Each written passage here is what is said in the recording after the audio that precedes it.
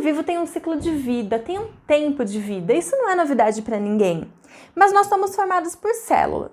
Então, para você, deve fazer sentido que as células também têm um ciclo de vida, sim? E é isso mesmo. As células, elas obedecem a um ciclo. E cada tipo de célula que forma o nosso organismo tem um tempo de vida diferente. Você quer entender como que acontece o ciclo de vida de uma célula? Então vem comigo que é depois da vinheta.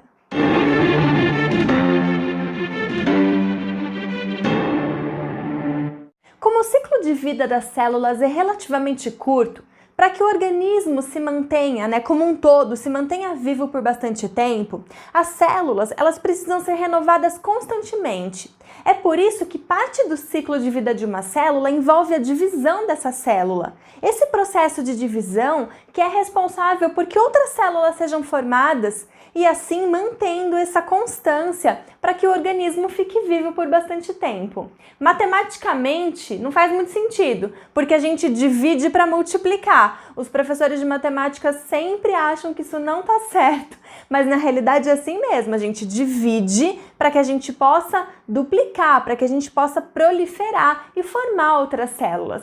Basicamente, os seres vivos precisam que as células sofram dois tipos de divisão celular, a mitose e a meiose. Antes da gente continuar e falar efetivamente da mitose e da meiose, eu preciso que você se lembre de um conceito muito importante, que é a ploidia celular. Ploidia nada mais é do que o termo que a gente usa para definir o conjunto de cromossomos que está dentro do núcleo celular. As células que são chamadas de haploides, elas contêm somente um conjunto de cromossomos. Alguns organismos são constituídos totalmente de células haploides, como por exemplo algumas algas unicelulares, alguns fungos, grande parte dos protozoários. Os gametas, por exemplo, e os esporos, que são células reprodutoras de fungos e plantas, eles são produzidos por indivíduos que são diploides. Nós somos diploides e produzimos gametas haploides, por exemplo. Os gametas têm que ser haploides, porque dessa forma, quando eles fazem a fecundação, quando tem a união de dois gametas, eles dão origem a um zigoto que é diploide. Então, se eu somo um gameta feminino com um gameta masculino, eu junto um cromossomo daqui, um cromossomo dali, eu formo uma célula diploide, um zigoto diploide, certo? E a partir daí, esse zigoto vai se dividir sucessivas vezes para formar um organismo pluricelular, cujas células são diploides. No nosso caso, que somos humanos, as nossas células possuem 46 cromossomos.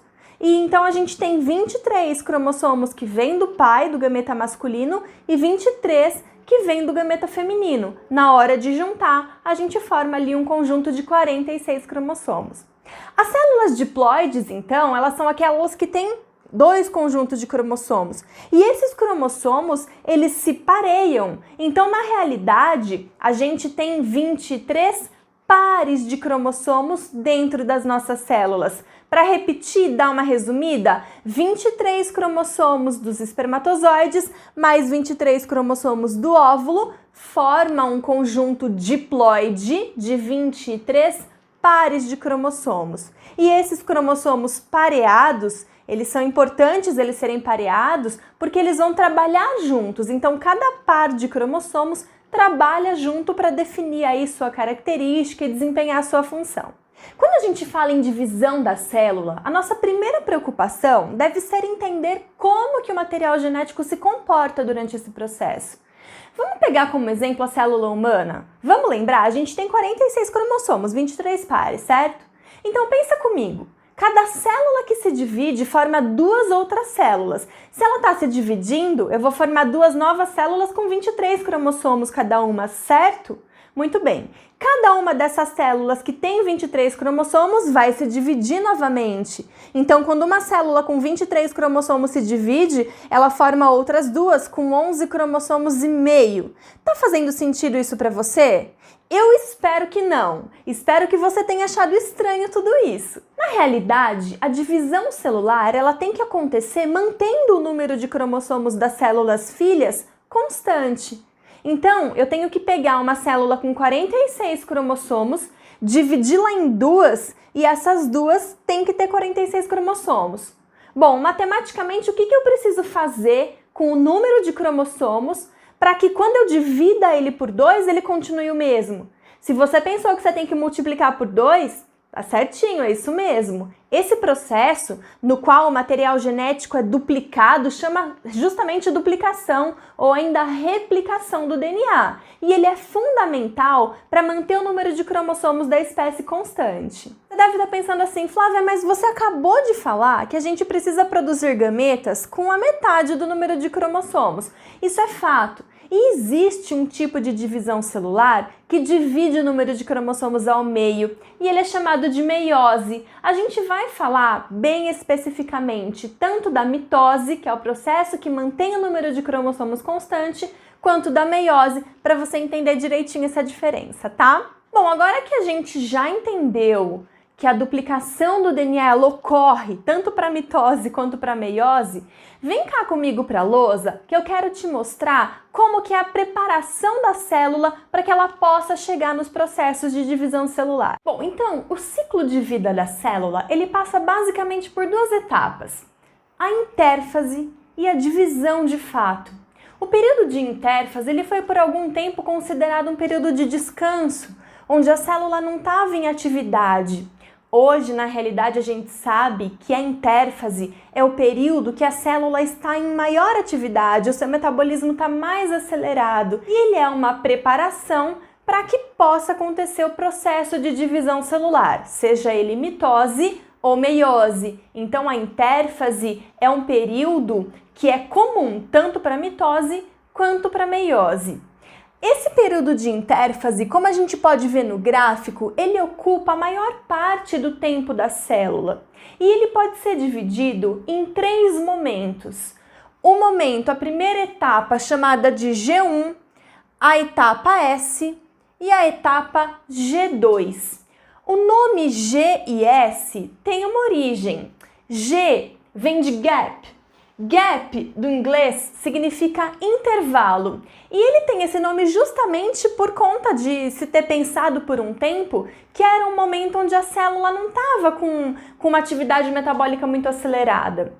A fase S tem esse nome porque S vem de sínteses, que significa síntese. Mas síntese do quê? O que a célula produz? Basicamente, nesse momento aqui, acontece a produção da próxima molécula de DNA, a duplicação do DNA.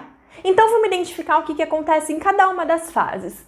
Na etapa G1, na fase G1, acontece basicamente a produção de proteínas e grande parte dessas proteínas relacionadas com o processo de duplicação. Lembrando que ela acontece exatamente antes da duplicação do DNA. Então, enzimas e proteínas que são relacionadas com esse processo, nucleotídeos, maior produção de nucleotídeos, enfim, ela está se preparando para acontecer a duplicação do DNA que acontece na fase S. Só que na fase S não acontece só a duplicação do DNA. Também aqui eu tenho a produção de proteínas. Eu tenho, por exemplo, a produção das proteínas histonas. Eu não sei se você se lembra, mas as histonas são as proteínas que fazem parte da estrutura da molécula de DNA. Porque é ao redor das histonas que a molécula de DNA se envolve para ela ter uma estabilidade na sua estrutura. Bom, depois da fase S, ela entra na fase G2.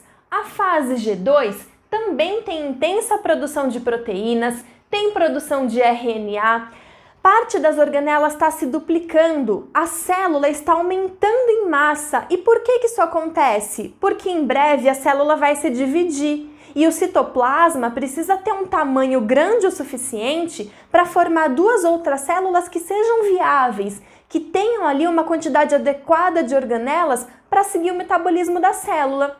É também aqui na fase G2 que os centríolos vão se duplicar. O centríolo é uma organela exclusiva das células animais e eles são totalmente responsáveis pelo processo de divisão da célula, como a gente vai ver daqui a pouco. Algumas células do nosso organismo, como as células hepáticas, por exemplo, elas não ficam sofrendo um processo de divisão celular constantemente. Elas estacionam numa fase que é chamada de G0. Essa fase G0, ela está dentro da fase G1. Então essas células, elas ficam ali quietinhas e elas só se dividem quando houver necessidade. Então se precisar regenerar aquele tecido por algum motivo, eu tenho então a saída da fase G0 para a fase G1, que passa pela fase S, pela fase G2 e assim sucessivamente. Nesse processo de intérfase, acontece a checagem da célula, é uma conferência, é tipo um controle de qualidade.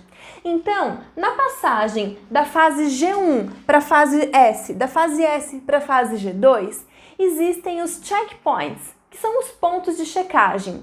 Esses pontos de checagem garantem que as proteínas estejam sendo produzidas em quantidade adequada, em qualidade adequada, e eles garantem também que o DNA esteja se multiplicando de forma correta. Às vezes, acontecem erros na duplicação do DNA e se eles forem detectados a tempo, eles podem ser reparados, consertados. Por que isso é importante? Porque uma multiplicação de células erradas, com a informação genética errada, pode levar ao desenvolvimento de alguns tipos de cânceres, de tumores. Então, esses checkpoints, eles vão acontecer basicamente com a ação de proteínas do tipo quinase dependentes e ciclinas. Essas proteínas, elas vão, além de conferir o ciclo, elas também vão acelerar, elas vão fazer que eles aconteçam numa determinada velocidade. É uma linha de produção ali de célula. Acontece que se essa velocidade for muito acelerada, eu posso também perder o controle e produzir uma grande quantidade de células, mesmo que sejam saudáveis, em um determinado tecido. E isso também, essa proliferação acelerada, ela também pode levar ao desenvolvimento de tumores. Os tumores eles podem ser benignos se eles tiverem ali um crescimento controlado, ou eles podem ser malignos se eles não tiverem um crescimento controlado e se espalharem para os demais tecidos. De qualquer forma, para tentar inibir a formação de tumores, existe um outro tipo de proteína que controla essa velocidade, que são as proteínas inibidores de quinases e de ciclinas. Elas são produzidas a partir do gene P53, ou seja, mutações no gene P53 podem estar relacionadas ao desenvolvimento de tumores. O DNA está nas células na forma de cromatina, que é a molécula de DNA associada a proteínas. Eu representei ele aqui na forma de uma linha. A dupla fita de DNA encontra-se enrolada em proteínas chamadas histonas, que conferem estabilidade para a molécula e controlam o seu funcionamento. As regiões ativas da cromatina, isto é, que estão sendo traduzidas em proteínas, são chamadas eucromatinas e elas se encontram menos espiraladas, menos enroladas nessas histonas.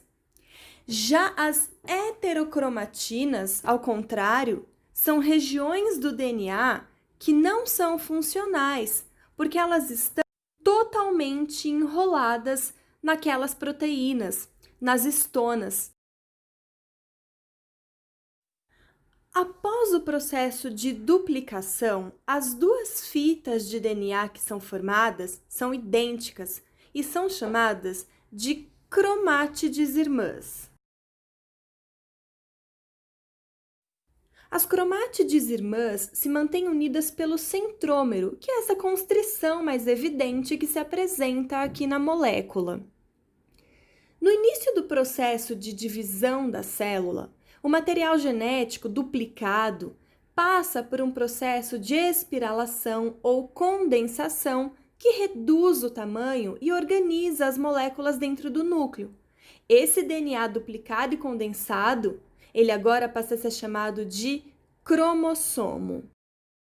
Bom, nessa aula a gente deu uma revisada e estabeleceu alguns conceitos extremamente importantes para dar continuidade ao estudo de divisão celular e entender de vez os processos de mitose e meiose. Então, o que a gente precisa ter em mente aqui, resumindo, para a gente ter fresquinho e começar o próximo assunto? A gente precisa lembrar sobre ploidia celular, lembrar da diferença entre células haploides e células diploides. Lembrando que as haploides têm um único conjunto cromossômico e as diploides têm dois, os cromossomos são pareados. Outro conceito importante que a gente tem que lembrar é o de cromátides irmãs. As cromátides irmãs são as duas metades dos cromossomos que são formadas após o processo de duplicação. E é importante a gente saber disso porque em um determinado momento da divisão, essas duas metades, essas cromátides irmãs, elas vão se separar. Mas a gente vai falar isso na próxima aula. E um outro conceito muito importante são os acontecimentos que acontecem na intérfase, duplicação do material genético, duplicação do centríolo e início do processo de espiralação dos cromossomos. Bom, é isso. Eu espero que você tenha entendido. Agora, se você tem dúvida, escreve aqui para mim. Não assista as outras aulas se você está com dúvida. Assiste o vídeo de novo, faça perguntas, eu vou ter um grande prazer em te ajudar. Curte o canal, se você ainda não está inscrito, se inscreve, compartilha. Bons estudos, um beijo!